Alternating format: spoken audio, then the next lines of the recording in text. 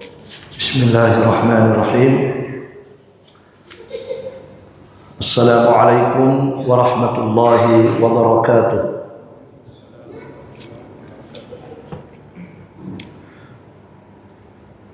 Innal hamdalillah nahmaduhu wa nasta'inuhu wa nastaghfiruh wa na'udzu billahi min shururi anfusina wa min sayyiati a'malina may yahdihillahu fala mudilla lahu wa may yudlil fala hadiya lahu.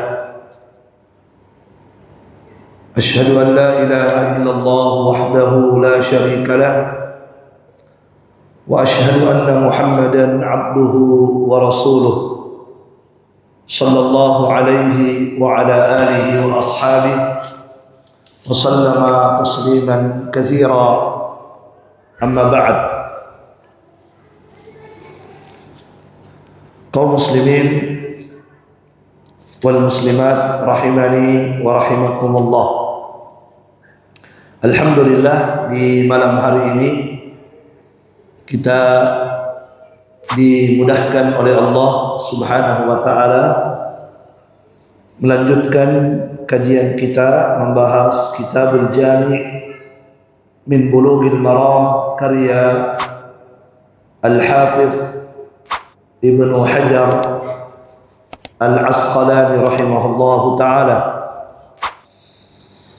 Pada pertemuan sebelumnya kita sudah membaca dan sudah membahas hadis yang ketiga pada bab yang pertama,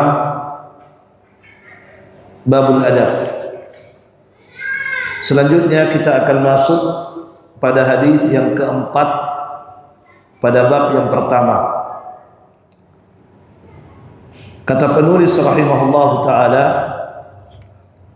wa 'an Ibnu Mas'ud radhiyallahu anhu qala, dari sahabat yang mulia Ibnu Mas'ud, semoga Allah meridhai beliau,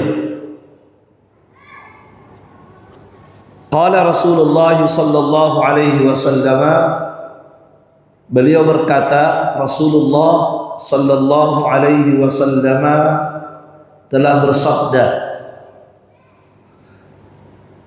Apa kata Nabi? Atau sebelum kita baca hadis Rasulullah, sabda Nabi, kita sebutkan sedikit tentang sahabat Abdullah bin Mas'ud ini, sahabat yang meriwayatkan hadis ini dari Nabi sallallahu alaihi wasallam. Sahabat Abdullah bin Mas'ud ini salah satu sahabat Nabi yang awal-awal masuk Islam. Beliau lebih dulu masuk Islam daripada Umar ibn al-Khattab radhiyallahu taala anhu. Kalau saya tidak salah, Ibnu Mas'ud ini urutan ketujuh masuk Islam. Ya. Dan sahabat ini jamaah sekalian, salah satu keistimewaan beliau adalah beliau sangat ahli dalam Al-Quran, sangat menonjol dalam bidang Al-Quranul Karim. Oleh karena itu Nabi SAW pernah berkata kepada para sahabat, man arada an yaqra al-Quran kama unzil, siapa yang ingin membaca Al-Quran persis seperti awal diturunkan Al-Quran, ya masih segar, maka hendaklah dia membaca seperti bacaan Abdullah ibn Mas'ud. Ya. Baik. Kemudian jamaah sekalian, beliau ini di antara kemuliaan beliau, dari sekian banyak kemuliaannya, itu pernah, jamaah sekalian, pernah beliau itu kelihatan betisnya.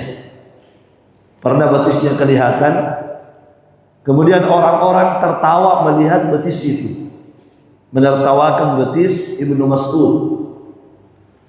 Maka Nabi bertanya kepada mereka yang ketawa, ya, kenapa kalian tertawa? Maka mereka berkata, min diqqati saqaihi, kami tertawa melihat betapa kecilnya kedua betis Ibnu Mas'ud. Kecil sekali. Sahabat ini dikenal sebagai sahabat yang kurus. Sahabat yang kurus, ya, karena memang sahabat ini tergolong sahabat yang miskin, sangat kurus, ya. Oleh karena itu jamaah sekalian, ya, begitu kurusnya sampai betisnya itu ditertawai. Orang tertawa melihat kecilnya itu betis. Maka Nabi SAW mengatakan, demi Allah, Nabi bersumpah demi Allah, lahuma fil mizan athqalu minal Uhud. Kedua betis Ibnu Mas'ud yang kalian tertawai demi Allah, itu kalau ditimbang di hari kiamat lebih berat daripada gunung Uhud. Kedua betisnya itu kalau ditimbang di hari kiamat itu lebih berat daripada gunung Uhud. Jadi Ibnu Mas'ud itu sahabat yang berbobot, berkualitas. Kualitasnya luar biasa, ya, amalnya, ikhlasnya itu luar biasa kualitasnya. Ya, itu sahabat Ibnu Mas'ud. Ya, bahkan jamaah sekalian suatu ketika Nabi sedang duduk bersama tokoh-tokoh kafir Quraisy, pembesar-pembesar Quraisy, orang-orang kayanya Quraisy, pejabat-pejabatnya Quraisy. Nabi duduk bersama mereka, ya, dalam rangka untuk menarik hati mereka supaya senang kepada Islam. Mereka masih kafir. Maka Nabi menyempatkan waktu untuk duduk bersama mereka dengan harapan mereka bisa menerima Islam. Ketika Nabi sedang duduk bersama mereka, pejabat-pejabat Quraisy, tokoh-tokoh besar Quraisy, datanglah Abdullah bin Mas'ud. Datanglah beliau bersama dengan beberapa sahabat. Ada sekitar 6 atau 5 sahabat datang. Mereka datang ingin duduk bersama dengan Nabi, mendengarkan nasihat-nasihat Nabi kepada para tokoh-tokoh Quraisy itu. Ingin bergabung juga mendengarkan nasihat Nabi. Ya. Nah, ketika mereka datang, Ibnu Mas'ud di situ diantaranya datang. Maka tokoh-tokoh kafir Quraisy berkata, wahai Muhammad, utrudu haula. Wahai Muhammad, usir mereka ini. Usir mereka. Suruh mereka pergi. Ya. Jangan sampai mereka mengotori majelis kita. Mereka dihinakan oleh orang-orang kafir Quraisy. Mereka berkata, usir mereka, orang-orang, sebab yang datang ini orang-orang miskin, bekas-bekas budak, ada Bilal, ada Abdullah bin Mas'ud, ada beberapa orang, ada sekitar 6 atau 7 orang. Ketika mereka berkata, usir mereka wahai Muhammad, utrudu haula, Nabi sempat terdiam. Serba salah Nabi, mau diusir, tidak mungkin diusir. Sahabat, mereka datang untuk ilmu, untuk kebaikan. Kalau tidak diusir, kalau tidak disuruh pergi, nanti mereka yang bubar, hilanglah kesempatan mendakwahi mereka. Paham ya? Nah, ketika Nabi sedang terdiamlah Rasulullah, ya, entah apa yang harus dilakukan, tiba-tiba turun ayat. Masya Allah, turunlah ayat dalam Al-Quran Karim, dibaca sampai hari kiamat. Dan ini ayat ini turun terkait dengan sahabat ini yang mulia-mulia ini. Apa ayat yang turun? Kata Allah Subhanahu wa taala, "Wala tatrudil ladzina yad'una rabbahum bil ghadati wal 'ashi yuriduna wajha." Wahai Muhammad, jangan engkau mengusir, kata Allah. Wala tatrudil ladzin, jangan engkau mengusir orang-orang yang mereka ini beribadah kepada Allah siang dan malam. Allah yang langsung menyebutkan itu. Allah yang bilang seperti itu kepada kita. Jangan engkau mengusir mereka ini wahai Muhammad, sebab mereka ini adalah orang-orang yang senantiasa beribadah kepada Tuhannya siang dan malam. Ya. Itu bagaimana pujian Allah kepada mereka. Kemudian kata Allah, bil yuriduna wajha. Dan mereka ketika beribadah siang malam wahai Muhammad, mereka itu beribadah betul-betul hanya mengharapkan wajah Allah Subhanahu wa taala. Betul-betul ikhlas, dipersaksikan ikhlasnya oleh Allah beribadah. Ya, Masya Allah. Ini Abdullah ibnu Mas'ud. Baik. Qala Abdullah ibn Mas'ud berkata, qala Rasulullah sallallahu alaihi wasallam, Rasulullah sallallahu alaihi wasallam bersabda, "Idza kuntum thalathatan." Jika kalian bertiga, jika kalian sedang duduk bertiga, 3 orang duduk di satu tempat, apa kata Nabi? Fala yatanajatsnani dunal akhar. Maka jangan sekali-kali 2 orang berbisik, tidak mengikutkan yang satunya. Jangan 2 orang berbisik, yang satunya tidak dilibatkan, yang satunya dibiarkan. Jangan, kata Nabi, tidak boleh. Hatta takhtalitu bin nasi, hingga kalian berbaur dengan manusia. Hingga kalian berbaur dengan manusia. Maksudnya apa hingga kalian berbaur? Maksudnya kalau kalian bertiga tidak boleh. Kalau ingin berbisik 2 orang, nanti berbaur dengan manusia yang lain. Kalau sudah 5 orang, 6 orang, sudah bercampur dengan banyak orang, baru boleh. Itu maksudnya. Tapi kalau kalian hanya bertiga, kemudian 2 orang berbisik, satunya dibiarkan, satunya ditinggal begitu, kata Nabi jangan, tidak boleh. Ya, hingga apa? Hingga kalian berbaur dengan manusia yang lain, bercampur, bergabung dengan yang lain, sehingga jumlahnya mungkin sudah 5 atau 6 atau di atasnya. Itu kata Nabi. Kemudian Nabi menyebutkan kenapa dilarang. Nabi menyebutkan alasannya, hikmah dilarangnya 2 orang berbisik sementara yang satunya tidak diajak. Nabi mengatakan, min ajli anna dzalika yukhzinuhu, karena perbuatan tersebut itu bisa membuatnya sedih, bisa membuat yang satunya itu sedih. Ya, muttafaqun alaih. Hadis ini disepakati sahihnya oleh Bukhari dan Muslim, wal lafdhu li Muslim, dan lafadznya hadis ini adalah lafadznya Imam Muslim. Baik. Ya jamaah sekalian rahimani wa rahimakumullah.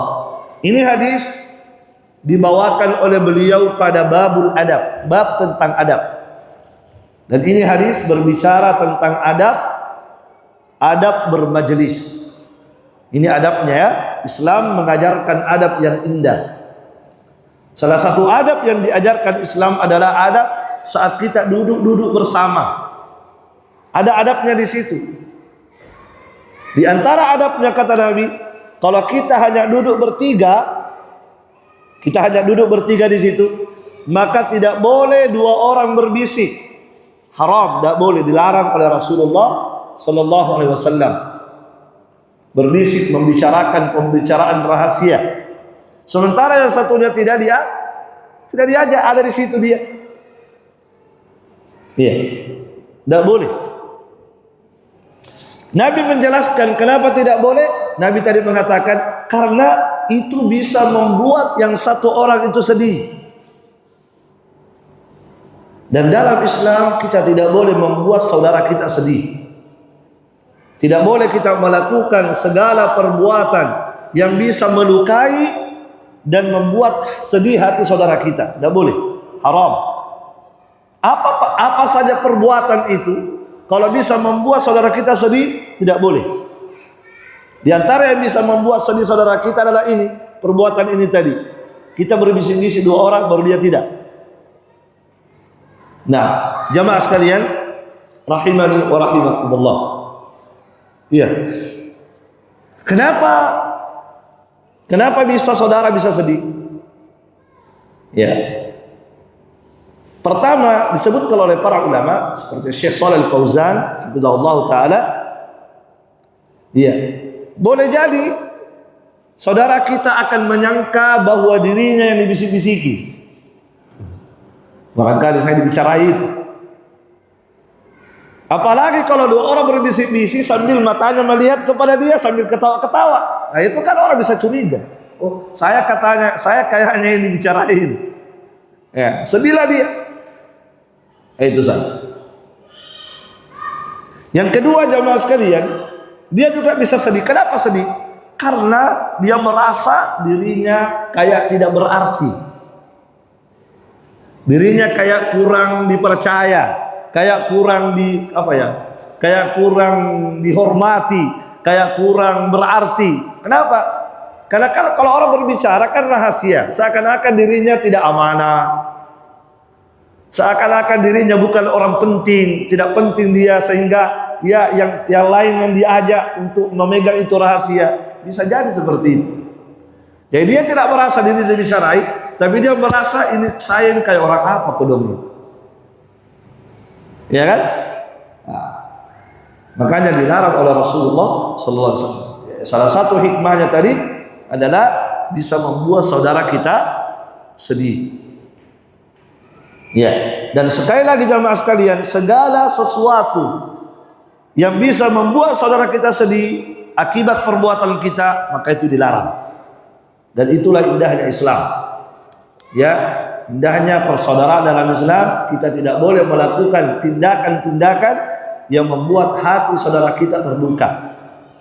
Sampai dalam hal seperti ini, karena ini bisa melukai saudara, bisa menyedihkan saudara kita, ya dilarang kita berbisik. Walaupun mungkin kita berbisik bukan dia dibicarai, tetap tidak boleh.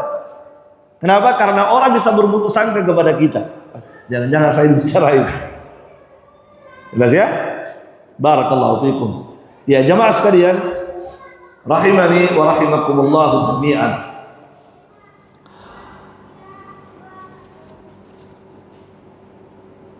Kalau begitu, kapan baru boleh kita berbisik-bisik?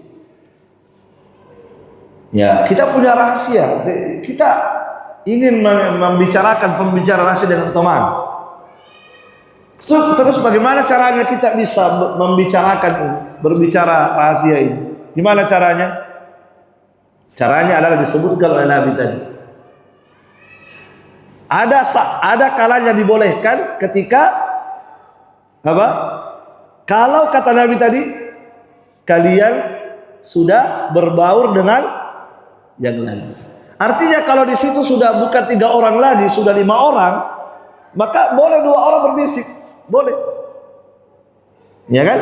Ya 2 orang boleh berbisik kalau di tempat itu sudah 4 atau 5 orang. Makanya bahasanya Nabi tadi apa? Idza kuntum salasatan. Kalau kalian duduk bertiga, maka jangan 2 orang berbisik, 1 tidak. Berarti kalau begitu, jika sudah berempat, sudah berlima, sudah bercampur berbaur dengan banyak orang, sudah boleh kedua orang berbisik? Sudah boleh. Kenapa? Karena sudah hilang apa? Sudah hilang apanya? Sudah hilang sebabnya. Apa tadi sebabnya dilarang? Bisa membuat orang sedih. Ya kan?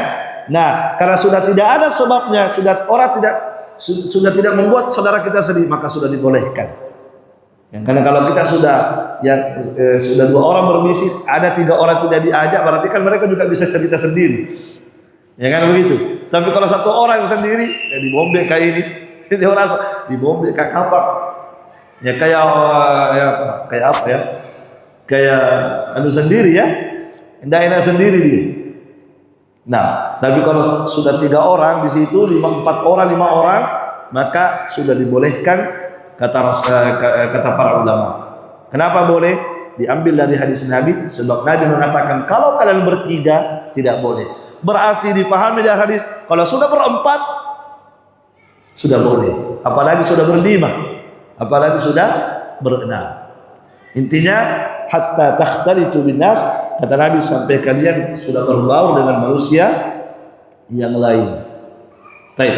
Kemudian jemaah sekalian, bagaimana kalau seandainya kita hanya bertiga di situ?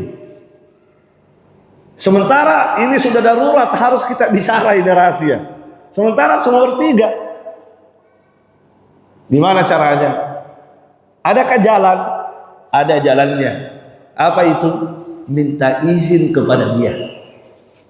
Dibolehkan kalau kita minta izin kepada dia, minta izin kepada saudara kita. Mohon maaf, Bi, saya mau bicara dulu sama teman. Ada masalah pribadi ini. Ya, saya mohon maaf dulu. Saya mau kesana dulu sedikit. Ya, kita tungguan di situ. Boleh kalau sudah minta izin, dibolehkan. Ya, yang jelas bukan kita berbicara, saudara. Ya, ini bisnis saya dengan dia. Ini rahasia ini kan. Intinya boleh kalau Anda sudah minta izin. Itu dibolehkan. Ya, ini berdasarkan berdasarkan hadis Rasulullah sallallahu alaihi wa ala alihi wasallam. Kata Nabi sallallahu alaihi wasallam, "Idza kuntum thalathatan fala yatanajasnani illa bi idnihi." Dalam hadis riwayat Imam Ahmad, Nabi berkata, kalau kalian duduk bertiga, maka tidak boleh dua orang berbisik tanpa melibatkan yang satunya, kecuali dia sudah minta izin kepadanya. Boleh, kata Nabi. Kecuali sudah minta izin kepada saudaranya yang satu, maka dibolehkan. Tidak masalah. Ya, barakallahu fikum. Nah, jadi jamaah sekalian, itu kondisi dibolehkan dua orang berbisik. Seandainya cuma bertiga dan butuh untuk membicarakan itu rahasia, maka jalannya dari Nabi adalah minta izin kepada saudara baru kemudian berbisik, membicarakan rahasia itu. Ya. Kalau Ibnu Umar, kalau yang dilakukan oleh Ibnu Umar, anaknya Umar bin Khattab, ketika beliau ingin membicarakan rahasia kepada temannya, ya, sementara cuma bertiga, ya, maka beliau cari satu orang, sini temani dulu ini. Itu yang dilakukan oleh Ibnu Umar. Temani dulu ini, dia cari orang, ini temani ini satu orang, saya ada pembicaraan rahasia dengan saudara saya. Kemudian Ibnu Umar berkata kepada dua orang ini, tolong tunggu saya saya sebentar. Nah, ini seperti itu. Nah, jamaah sekalian, rahimani wa rahimakumullahu jami'an. Baik. Kemudian juga ada kondisi juga dibolehkan, disebutkan oleh para ulama, dibolehkan juga, ya, tanpa harus minta izin. Ada kondisi tertentu saja ini, ya. Apa itu? Kalau ada hajat, kata para ulama, dibolehkan jika ada hajat. Ada hajat dan tidak membuat saudara sedih, ya. Ada hajat untuk melakukan misi-misi itu. Nah, itu dibolehkan. Ada hajatnya, ada kepentingan yang perlu untuk berbisik dan tidak membuat saudara sedih. Itu disebutkan oleh Al-Imam Nawawi dalam kitabnya Riyadhus Shalihin. Al-Imam Nawawi mengatakan dalam kitab Riyadhus Shalihin, ya, bab larangan berbisik dua orang tanpa melibatkan yang ketiga, illa lihajati, kecuali ada hajat. Kecuali ada hajat.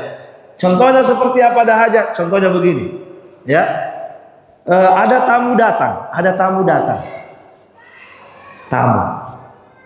kita datang 5 orang, atau tamu 1 orang datang, ya, sudah dulu. Kemudian datanglah anak kita ke ruang tamu, dia bilang sama bapaknya, Pak, kata mama, kata ibu, mau dibikin apa, mau dijamu apa ini tamu. Tidak mungkin dia kasih keras, dia panggil anaknya, dibisiki telinganya, itu boleh. Paham? Berbisik juga, ya, tapi itu boleh karena ada hajat. Dan sekali lagi ingat, tidak sampai membuat saudara itu sedih. Ingat selalu itu. Karena inti dilarangnya oleh Rasulullah itu karena bisa menyakiti orang, itu intinya. Ya, jadi kalau itu aman, tidak ada rasa sedih pada saudara, silahkan lakukan, tidak masalah. Jelas ya? Nah, ini adab Islam, masya Allah luar biasa tingginya adab Islam itu. Ya, sampai hal-hal yang seperti ini tidak boleh kita lakukan kalau bisa membuat saudara itu tersakiti, membuat saudara itu sedih. Barakallahu fikum. Ya, jamaah sekalian, rahimani wa rahimakumullah jami'an. Kemudian ada satu perkara yang juga dilarang oleh para ulama, disebutkan dilarang oleh para ulama. Ya. Dan mereka melarang ini karena melihat dari hadis ini. Apa itu jamaah sekalian? 3 orang duduk bertiga. Dua orang tidak berbisik. Suaranya besar, bicara 2 orang besar. Tetapi dia 2 orang ini memakai bahasa yang tidak dipahami oleh yang 1 orang. Itu juga tidak boleh. Tidak ada hadisnya, tidak ada hadis begitu. Tapi dipetik dari hadis ini, diambil kesimpulan dari hadis ini. Kenapa? Karena Nabi tadi berkata dilarang berbisik. Apa alasannya dilarang? Karena bisa membuat orang sedih dan bisa membuat orang buruk sangka. Barangkali saya dibicarain. Nah, sama dengan berarti kalau begitu termasuk juga dilarang adalah ketika 3 orang duduk bertiga duduk. Kemudian 2 orang ini tidak berbisik, besar suaranya, tetapi memakai bahasa yang tidak dipahami oleh yang 1 orang. Paham? Nah, itu juga tidak boleh.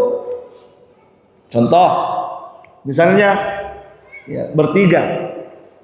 1 orang apa? Orang apa kira-kira? Orang Jawa ya? Orang Jawa. 2 orang Bugis. 2 orang yang bicara, dia tidak berbisik, tapi dia pakai bahasa Bugis. Harusnya pakai bahasa Indonesia lah. Pakailah bahasa yang dipahami oleh saudara Anda. Tapi dia tidak, dia pakai bahasa Bugis berdua. Orang Jawa, jangan-jangan saya bicara ini. Kan bisa juga orang berburu sangka itu. Ini juga tidak boleh. Nah, tidak boleh juga kita memakai bahasa yang tidak dipahami oleh pihak yang ketiga. Itu disebutkan oleh Syekh bin Baz rahimahullahu taala. Syekh bin Baz mengatakan wa kadzalika idza takallamu bi lughatin la yafhamuha. Demikian pula kata beliau termasuk yang dilarang sama dengan hadis ini adalah jika mereka berbicara. Mereka tidak berbisik. Mereka berbicara keras. Ya, tetapi menggunakan bahasa yang tidak dipahami oleh pihak yang ketiga. Itu kata beliau. Ka'ayyatakallamu bil Injiliziyah. Seperti misalnya 2 orang itu berbahasa Inggris. Ya. Wa huwa la yafhamuha, sementara yang satu tidak paham bahasa Inggris. Ya. Naam, maka itu juga tidak boleh. Kenapa tidak boleh? Li'annahu qad yadhunnu annahum yatanajawna fihi. Karena boleh jadi 1 orang itu mengira bahwa dialah yang dibicarain. Kenapa? Karena kalau memang saya dibicara, kenapa pakai bahasa Inggris? Kenapa pakai bahasa Bugis? Apalagi sambil ketawa berdua melotot ke saya, melihat ke saya, ya kan? Oh, saya yang dibicarain. Nah, jadi seperti itu jamaah sekalian. Nah, ini adab bagi kita. Ini kadang-kadang ya sering kita melanggar di sini. Ketemu sama teman sesama satu daerah pakai bahasa daerah. Padahal ada 1 orang tidak paham bahasa itu. Itu tidak boleh. Ya, pakailah bahasa yang kita mengerti bersama supaya tidak timbul buruk sangka, ya tidak timbul rasa sedih ya pada hati saudara kita. Taib. Jemaah sekalian, rahimani wa rahimakumullah jami'an. Kemudian tadi saya sampaikan bahwa nanti dibolehkan berbisik kalau apa tadi? Kalau kapan dibolehkan berbisik 2 orang? Pertama tadi kalau sudah banyak orang di situ. Nah, ini pernah Nabi lakukan. Nabi yang melarang, Nabi sendiri yang mempraktekkan ya. Jadi waktu itu ketika Nabi sudah menjelang wafat,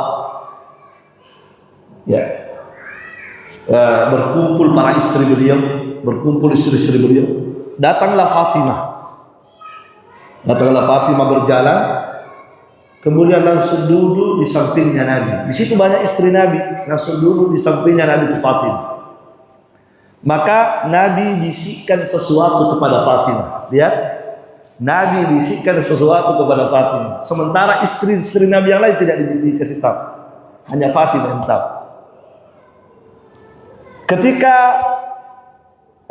Ketika Nabi bisiki Fatimah, pertama Fatimah menangis beliau setelah dibisiki. Setelah itu Nabi bisiki lagi, ketawa lagi Fatimah. Nah, berarti dua bisikan, ya, dua informasi rahasia yang Nabi sampaikan kepada Fatimah yang tidak Nabi sampaikan kepada istri Nabi yang lain satupun, tidak ada.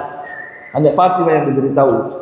Yang pertama, rahasia yang membuat Fatimah sedih sampai nangis. Yang kedua, rahasia yang membuat Fatimah ketawa bahagia yang luar biasa.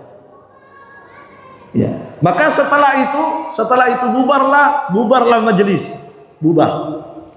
Maka Aisyah radhiyallahu taala anha datang kepada Fatimah, "Fatimah, apa tadi Nabi bilang? Tolong, apa tadi yang disampaikan kepadamu?" Maka Fatimah mengatakan, "Tidak mungkin saya menyebarkan rahasia yang Nabi sampaikan kepada saya. Ketika Nabi membisiki saya, berarti kan rahasia. Kalau bukan rahasia, tidak mungkin Nabi membisiki saya. Ngomong saja di depan kalian. Berarti ini kan rahasia. Dan kalau rahasia, saya harus amanah. Tidak boleh menyebarkan ini rahasia kepada siapapun. Amanah namanya. Jadi kalau ada orang kasih tahu kita bilang rahasia, rahasia betul itu. Jangan kita bilang kepada istri kita. Walaupun istri kita tidak boleh, harus kita amanah. Ya kan? Kalau ada orang menjapri kita dan mengatakan ini kita saja yang tahu, dia sudah pegang amanah itu. Jangan beritahu orang, walaupun istri kita tidak boleh. Lihatlah Fatimah. Ma kuntu li'ufsyiya. Kata Fatimah, saya tidak mungkin menyebarkan rahasia Nabi sallallahu alaihi wasallam. Jelas ya? Nah, ketika Rasulullah sudah wafat, sudah meninggal Nabi sudah wafat, maka datanglah kembali istri-istri Nabi kepada Fatimah. Apa sebenarnya Nabi sampaikan waktu itu ketika Nabi hidup? Kata Fatimah, kalau sekarang sudah boleh saya sampaikan. Sekarang saya akan sampaikan kepada kalian karena Nabi sudah wafat. Adapun yang pertama, adapun yang Nabi bisikkan kepada saya yang pertama sampai saya menangis, karena Nabi mengatakan Jibril itu biasa datang kepada saya dalam satu tahun sekali. Tapi kali ini Jibril datang 2 kali kepadaku. Kata Nabi, saya memandang bahwa itu tanda ajal saya sudah dekat. Fattaqillaha wasbiri fa innahu ni'mas salaf ana laki. Maka wahai Fatimah putriku, bertakwalah kepada Allah kalau bapak meninggal dan bersabarlah ya, karena sesungguhnya saya adalah sebaik-baik salafmu. Jadi kata salaf itu dari Nabi. Kata salaf itu dari Nabi, fa innahu ni'mas salafu ana laki. Karena sesungguhnya sebaik-baik salafmu adalah saya. Nah, disitulah saya menangis, saya sedih. Terus yang kedua, Nabi bisiki lagi saya supaya hilang sedihku. Ya, dari situlah saya ketawa, senyum. Apa yang kedua? Nabi menyampaikan kepadaku bahwasanya engkaulah yang paling pertama menyusul saya. Dari seluruh keluargaku, dari istriku, anakku, engkau nanti yang paling pertama menyusul saya. Tidak lama setelah saya wafat, engkau akan menyusul saya. Kata Fatimah, di situ saya senyum. Karena saya akan segera menyusul bapak saya. Ya, dan Nabi berkata, dan wahai Fatimah, ketika engkau wafat, engkau akan menjadi sayyidatul nisa'i ahli jannah. Engkau akan menjadi ya pimpinan penduduk surga dari kalangan wanita-wanita muda. Engkau nanti pimpinannya, wanita-wanita penghuni surga engkau yang menjadi pimpinannya. Nah, kata Fatimah, disitulah saya senyum bahagia. Kenapa bahagia? Karena saya akan segera menyusul bapakku, dan saya dijanjikan oleh Nabi bahwa akan menjadi penghuni surga, bahkan saya menjadi pemimpin penghuni surga dari kalangan wanita. Nah, tapi di situ syahidnya mana? Nabi membisikkan sesuatu kepada Fatimah. Ya, kenapa Nabi bisikkan? Karena banyak istrinya di depannya. Ya kan? Barakallahu fikum. Baik, jamaah sekalian, rahimani wa rahimakumullah. Kemudian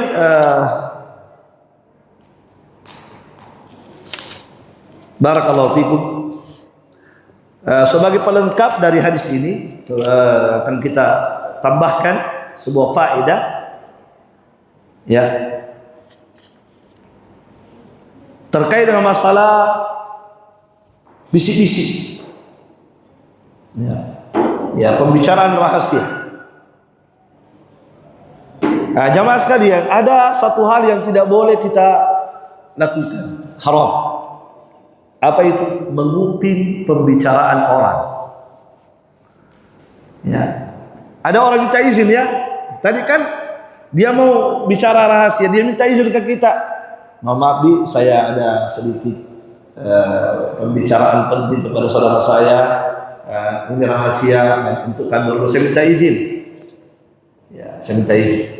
Kata dia, iya, saya izinkan Pak, silahkan. Setelah itu, setelah itu dia berusaha menguping pembicaraan rahasia orang. Itu tak boleh. Ya, diam-diam dia, ya, membawa alat perekam suara. Tidak boleh. Kalau itu rahasia saudara kita, maka kita tidak boleh menguping pembicaraan rahasia saudara kita. Tidak boleh kita menguping. Haram. Tidak boleh. Apalagi itu terkait rumah tangga orang, misalnya rumah tangga rahasia, rumah tangga orang, kita mau kuping, kita mau cari-cari tahu, kita pasang, tidak boleh, haram. Ya. Kata Nabi sallallahu alaihi wa ala alihi wasallam, ya, disebutkan dalam riwayat Imam Ahmad, taib, An Sa'id ibnu Abi Sa'id al-Maqbari, beliau berkata, jalastu ila ibni Umar, saya pernah duduk bersama dengan Ibnu Umar, wa ma'ahu rajulun yuhaddithuhu, fadakhaltu ma'aha, ya, wa ma'ahu rajulun, bersama dengan Ibnu Umar ada seorang laki-laki, ya. Jadi bersama dengan Ibnu Umar ada seorang laki-laki, yuhadditsuhu. Baik. Lain masalahnya, ini lain hadisnya. Ya, kalau pembahasan kita tadi tidak boleh menguping, ya. Apa hadisnya ini jamaah sekalian? Hadisnya adalah Rasulullah mengatakan, man tasamma haditsa qaumin. Man tasamma, barang siapa yang menguping. Tasamma artinya mencuri-curi pendengaran.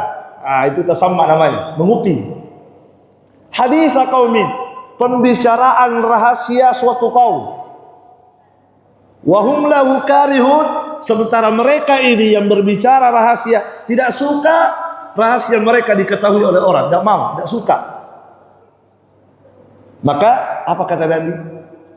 Kata Rasulullah, subba fi udhunihi al-unuk, maka kelak di hari kiamat akan dituangkan ke kedua telinganya, akan dituangkan ke kedua lubang telinganya orang ini apa? Al-unuk. Al-unuk itu timah yang panas. Akan dituangkan pada dua lubang telinganya apa? Timah yang panas. Dan ini hadisnya sahih, diriwayatkan oleh Al-Imam Al-Bukhari. Jadi jangan suka nguping-nguping pembicaraan orang, tidak boleh, ya, tidak boleh, ya. Termasuk juga yang tidak boleh, yang mirip dengan ini jamaah sekalian, mengintip-intip rumah orang, tidak boleh juga.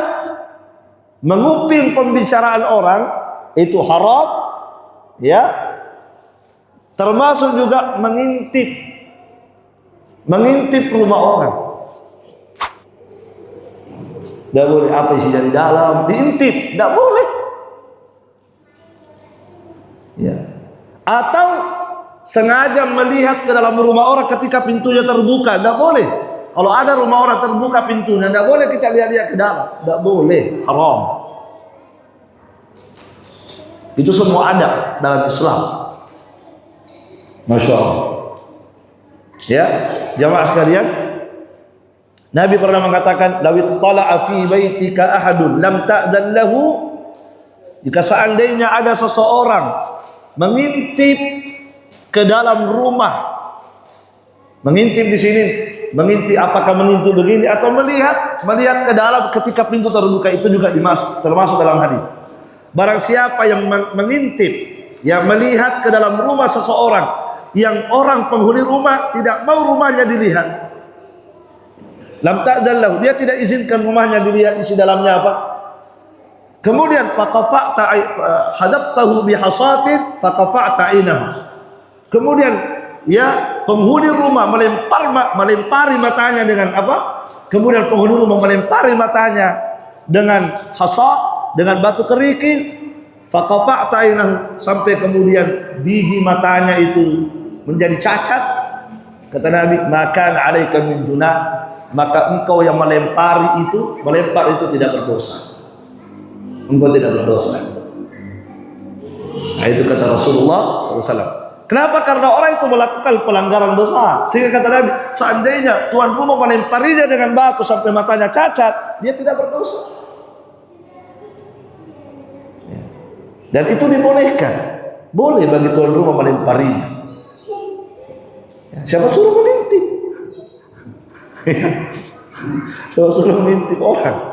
Mengintip rumah orang, lihat-lihat dalamnya rumah orang. Kadang-kadang begitu ya. Kadang ada rumah saudara kita terbuka, sebenarnya tidak sengaja terbuka pintunya. Tidak boleh kita apa dalamnya, penasaran, tidak boleh.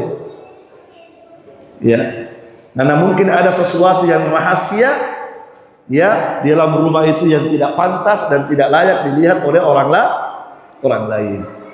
Jelas ya? Barakallahu fikum. Jadi ini hadis yang bisa kita sampaikan di malam hari ini. Baik, insyaallah taala di pertemuan berikutnya kita akan masuk pada hadis yang ke-6. Ada pertanyaan? Ada? Silakan. Ya, silakan.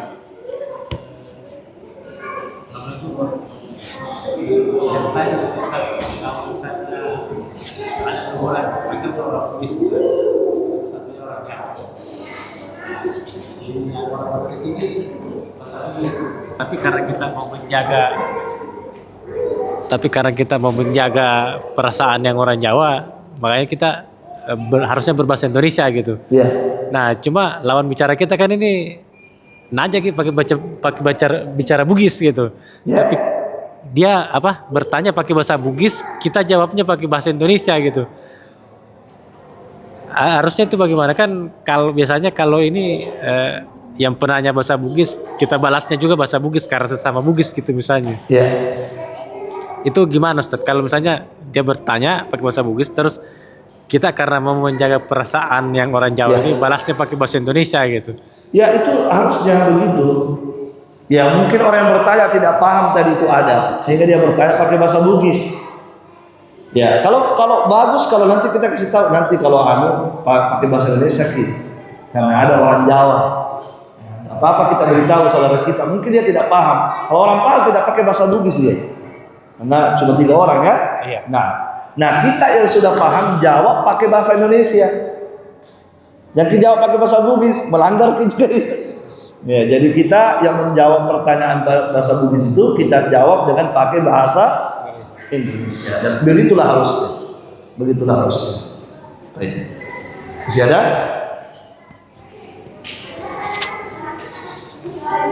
Cukup? Baik, cukup. Subhanakallahumma wa bihamdik, asyhadu an la ilaha illa anta, astaghfiruka wa atubu ilaik. Assalamualaikum warahmatullahi wabarakatuh.